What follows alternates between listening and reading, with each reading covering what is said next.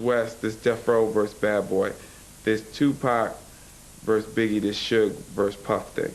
Personally, I think Tupac had a death wish. We gonna kill all you motherfuckers. Now when I came out, I told you it was just about Biggie. He would threaten to kill Biggie Smalls and Puffy Combs. Well, this how we gonna do this.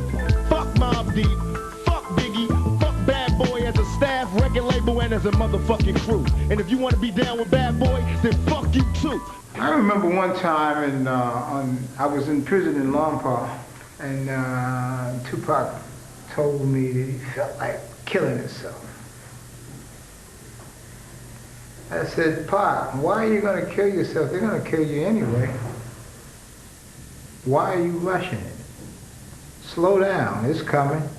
The question is what are you going to do between the time it comes? You niggas laugh because our staff got guns in they motherfuckers' belts. He would also threaten to kill anyone associated with Bad Boy Records. We the realest. Fuck them. We Bad Boy killers.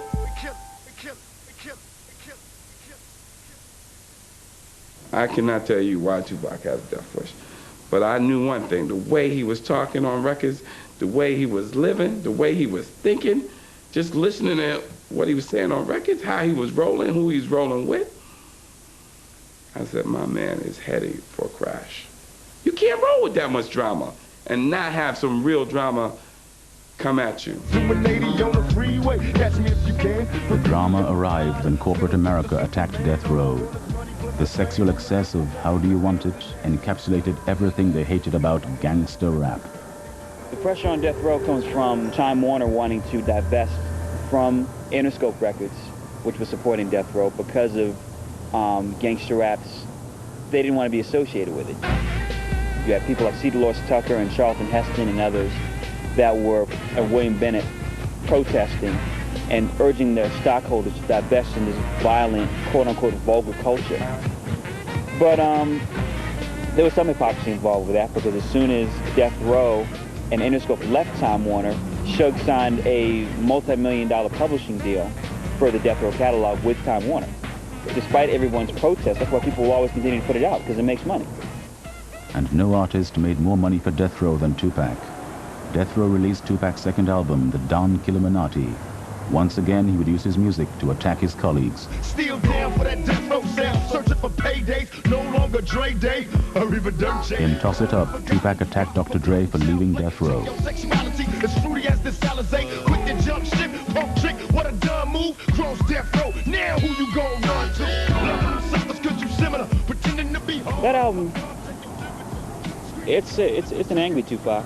I mean, not that Tupac was never not angry, but it's a Tupac that now isn't afraid to diss Dr. Dre and question his sexuality. It's a Tupac that now, you know, will make statements about his various enemies and how he doesn't care, he's gonna live forever.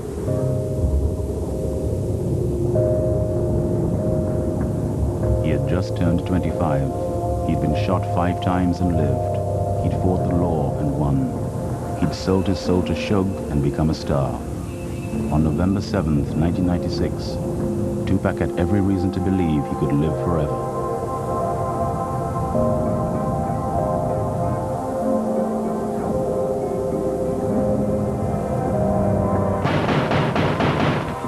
The last time I saw my son Tupac was in a hospital bed in North Vegas, Nevada. I'd just gotten off the plane, and after I greeted everybody in the emergency room, and when I walked through the doors, I saw something that resembled my son, but really didn't look like my son the last time I saw him. The respiratory and gadgets hooked up to his ear, his nose, his eyes, his testicles, his toes, metal zippers up and down his body from when surgery had been taken as part of his body out. So you would have half-hour visits, so you would just sit there, and the doctor said that he could possibly hear you and that you could talk to him, but he just cannot answer. So that's what I did. I would sit in the hospital room and talk to my son and put chapstick on his lips because the respirator made it very chappy.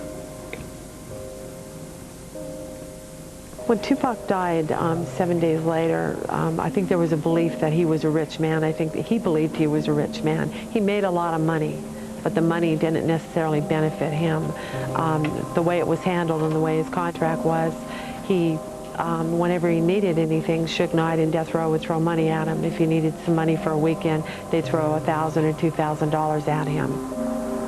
Apparently, he didn't even have bank accounts.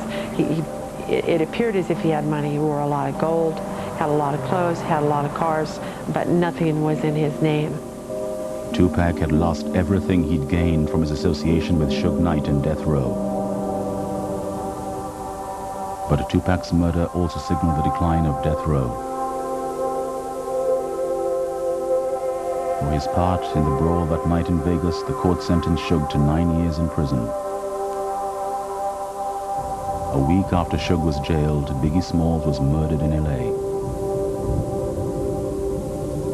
I think Tupac and Biggie destroyed gangster rap, because you lost two of the biggest, brightest rap stars we had ever seen, all in a swoop of madness in a short period of time, just as they were really starting to evolve as personalities and really penetrate mainstream America. We're almost there. We're almost there. With I Ain't Mad at Ya, Tupac made public his obsession with facing a violent death at an early age. Come on! Call him and tell him that the patient's DOA. He's gone. Man, I've been struggling trying to get in here a long time. You're gonna have to earn your way. Sure hope you can make it. I'm gonna try. Thanks a lot. When the Panthers' attempted revolution was destroyed by the American government, the Panthers' children were left to fend for themselves. As long as when you change for the better. They grew up and became the hip-hop nation, and Tupac became their symbol.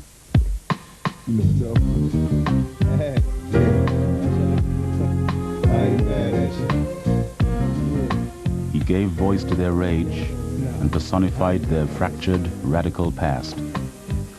Sum Tupac up in one word. Honestly, tragedy.